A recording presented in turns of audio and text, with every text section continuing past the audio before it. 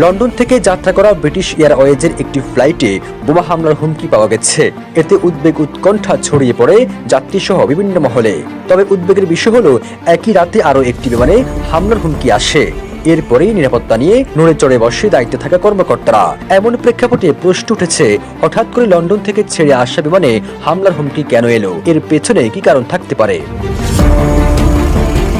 22 December লন্ডনে Heathrow airport থেকে উড্ডয়নের সময় কাস্টমার সাপোর্ট সার্ভিসের ইমেলে বোমা হামলার এই হুমকি আসে। অজ্ঞাত পরিচয় থেকে পাঠানো এই বার্তায় গোটা বিমান উড়িয়ে দেওয়ার হুমকি দেওয়া হয়েছিল। তবে হুমকি আসার সঙ্গে সঙ্গে ভারতীয় কর্তৃপক্ষ নিরাপত্তা জোরদার করে। বিমানটি ভারতীয় অবতরণের পর নিরাপত্তা প্রোটোকল মেনে সব ধরনের ব্যবস্থা নেওয়া হয়। ভারতীয় সংবাদ মাধ্যম দ্য টাইমস অফ ইন্ডিয়ার এক প্রতিবেদনে এই তথ্য প্রকাশ করে।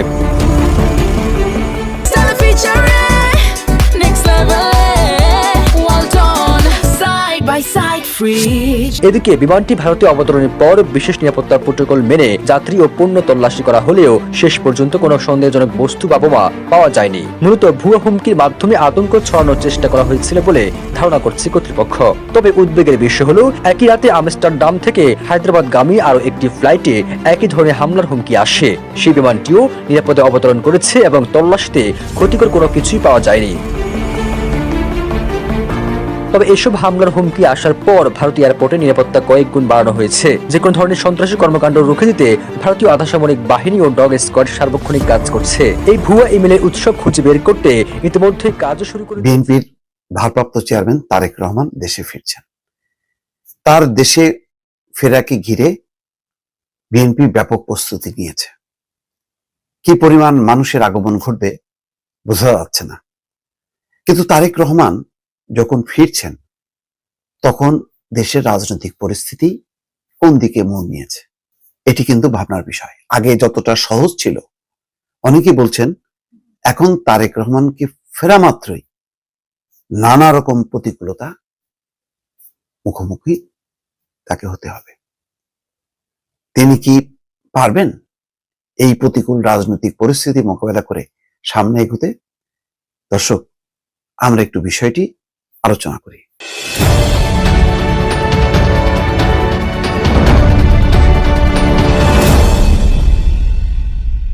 খবর যেটি হচ্ছে যে বিমানবন্দর এলাকার গার্মেন্টস কারখানা ছুটির পরামর্শ বিজিএমইএ এর। বিমানবন্দর এলাকায় তারেক রহমানের দেশে ফেরা উপলক্ষে বিএনপির মিছিল, ব্যাপক প্রস্তুতি। 300 ফিটে এইরকম স্থানে সাধারণত কোনো রাজনৈতিক দল সমাবেশ করে না, কিন্তু বিএনপি অত্যন্ত ঠান্ডা মাথায় বিষয়টি সিদ্ধান্ত নিয়েছে এবং আমার ধারণা একটা ভালো সিদ্ধান্ত। নতুন জায়গায় হলেও এমন একটা জায়গায় যেটা অনেকটা ঢাকা থেকে বিচ্ছিন্ন, কিন্তু আবার ঢাকার ভেতরেই।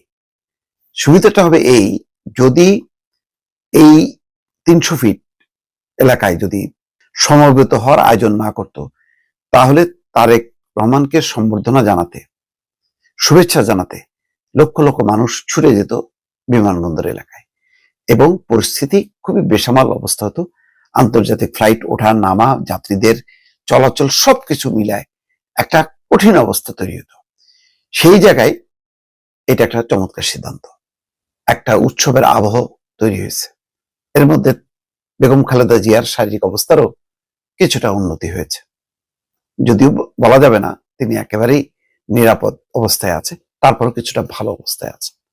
তারেক রহমান সম্ভবত, আমি যেটা এখনো পুরো তার রুটটা প্রকাশ না করলেও আমি যেটা বুঝি, যে বিমানবন্দরে আসার পরে, হযরত শাহজালাল বিমানবন্দরে আসার পর সেখান থেকে তিনি হয়তো একটি হেলিকপ্টারে করে যাবেন এভার কেয়ার হসপিটালের পাশে যেই হেলিপ্যাড নির্মাণ করা হয়েছে সেখানে নামবেন। সেখান থেকে তিনি মাকে দেখবেন প্রথমে। মাকে দেখে হয়তো ওই হেলিকপ্টারে তিনি ফিরতে পারেন ওই যেখানে তিনি সমাবেশ করতে চান বা গণসম্বর্ধনা নিতে চান সেখানে। তাহলে যেটা হবে যে রাস্তার যে ব্যাপক স্রোত, সেই স্রোতটা এড়ানো যাবে, কারণ এই ধরনের স্রোতে মধ্যে অনেক রকম দুর্ঘটনা ঘটতে পারে। সেই আলোচনার থেকেও বড় আলোচনা হচ্ছে এখন যে অস্থিতিশীল একটা পরিবেশ, দুটি মৃত্যুকে ঘিরে, এক ওসমান হাদিকে ঘিরে দেশের অভ্যন্তরে, আর একটা হচ্ছে দীপু চন্দ্র দাসের মৃত্যুকে ঘিরে দেশের বাইরে ভারতে। ভারতে অব্যাহতভাবে সেখানে বিক্ষোভ প্রকাশ করছে। ভারতের হিন্দুবাদী কয়েকটি উগ্র সংগঠন, তারা রীতিমতো হাইকমিশনের ভবন ভাঙচুর করার চেষ্টা করছে, ভেতরে ঢোকার চেষ্টা করছে, এটি নিয়ে পুলিশ লাঠিচার্জ করছে। পরিস্থিতি এমনই যে সেখানকার যে কূটনীতিকরা বাংলাদেশের, তারা নিরাপত্তাহীনতায় ভুগছে। যার কারণে আজকে তলব করে অনুরোধ করা হয়েছে যে নিরাপত্তা বাড়ানোর জন্য, এবং জরুরি নিরাপত্তা বাড়ানোর আশ্বাস দিয়েছে ভারত। কিন্তু সারা ভারতেই আসাম, ত্রিপুরা, পশ্চিমবঙ্গের কলকাতা, দিল্লি সবখানেই এখন বাংলাদেশ বিরোধী স্লোগান হচ্ছে, প্রতিবাদ সমাবেশ হচ্ছে। এটা হচ্ছে ভারতে এই অবস্থায় দুই দেশের মধ্যে কূটনৈতিক টানাপোড়েন। অন্যদিকে বাংলাদেশে ওসমান হাদির মৃত্যুকে ঘিরে সেখানে খুব দ্রুত গতিতে তার বিচার নিশ্চিত করা হচ্ছে। যেমন আজকে দাবি ইনকিলাব মঞ্চের 30 দিনের মধ্যে হাদি হত্যার বিচার নিশ্চিতের দাবি। এটা ঠিক আছে, এটা তো দাবি করবেই। তাদের মূল মুখপাত্র সংগঠক তারা এই দাবি করেছে। কিন্তু ওসমান হাদিকে পুঁজি করে, মৃত্যুকে পুঁজি করে একটা মহল যে নারকীয় তাণ্ডব চালিয়েছে, দুটি বাংলাদেশের প্রধান পত্রিকা অফিস পুড়িয়ে দিয়েছে, ছায়ানটের মতন সাংস্কৃতিক অনুষ্ঠান সংগঠন প্রতিষ্ঠান, উদীচীর মতন প্রতিষ্ঠান পুড়িয়ে দিয়েছে, এবং একই সঙ্গে আবার নতুন করে সেই 32 নম্বর আওয়ামী লীগের যে সমস্ত ভবন ভাঙচুর হয়েছে সেইগুলোতে আবারও তারা ভাঙচুর চালিয়েছে। এমন একটা উন্মত্ততা দেখানো হচ্ছে, তাতে আবারও রাজনৈতিক পরিস্থিতির অবনতি ঘটেছে। এই ঘটনা নিয়ে অনেকেই দায়ী করছে, এর নেপথ্যে আছে ছাত্র শিবির, জামাত অস্বীকার করছে।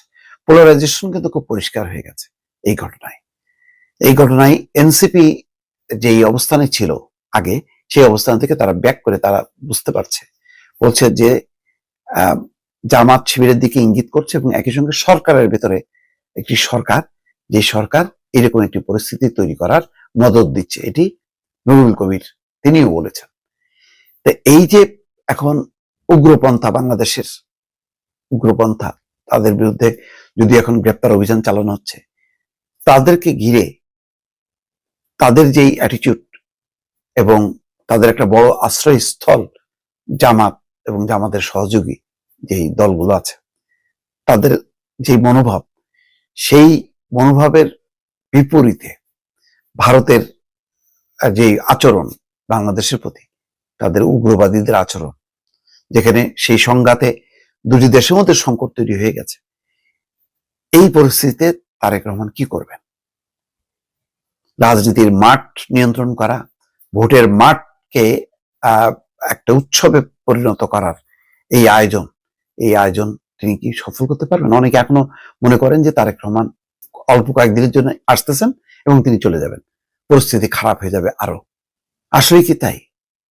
নির্বাচন কমিশন বলছে তারা যে কোনো মূল্যে নির্বাচন করবে এবং ভালো নির্বাচন করবে। যেমন সিসি বলছেন, জাতির জন্য কিছু করতে পারার তৃপ্তি নিয়ে মৃত্যুবরণ করাই আমার লক্ষ্য, অর্থাৎ একটা ভালো নির্বাচন করে তার লক্ষ্য। নির্বাচন কমিশনের লক্ষ্য ঠিক আছে, কিন্তু বাংলাদেশে অবস্থিত যেই উগ্রপন্থী গোষ্ঠীগুলো, তারা একটা বিপদ দেখছে। তারা মনে করছে যদি তারা নির্বাচনে পরাস্ত হয়, তাহলে বাংলাদেশে যদি একটা গণতান্ত্রিক শাসনতান্ত্রিক সরকার বা কাঠামোর মধ্যে যদি ঢুকে যায় দেশ, তাহলে তাদের অবস্থাটা কি দাঁড়াবে? সেই কারণে একটা উন্মত্ততা, যে নির্বাচন যাতে বানচাল হয় অথবা নির্বাচনটা অনেক দূরে চলে যায়, এর মধ্যে তারা তাদের শক্তিটা এমন ভাবে তৈরি করবে যাতে তারেক রহমান বাংলাদেশে এসে যাতে কিছুই করতে না পারে দলের জন্য। এমন একটা পরিস্থিতি তৈরি করার জন্যই এই সাম্প্রতিক যে গোলযোগ, সেই গোলযোগের একটা সূত্র আছে বলে অনেকে মনে করছেন। এই পরিস্থিতিতে বিএনপিকে অত্যন্ত ঠান্ডা মাথায় সকল গণতান্ত্রিক শক্তিকে, দলকে ঐক্যবদ্ধ করা এবং গণতান্ত্রিক শক্তিকে ঐক্যবদ্ধ করে তাদেরকে মোকাবেলা করতে পারবে কি পারবে না, সেই প্রশ্নের মীমাংসা হয়তো আগামী 2 থেকে 3 দিনের মধ্যে হবে, যখন তারেক রহমান আর একদিন বাদে বাংলাদেশে ফিরবেন। ভালো থাকবেন। আল্লাহ হাফেজ।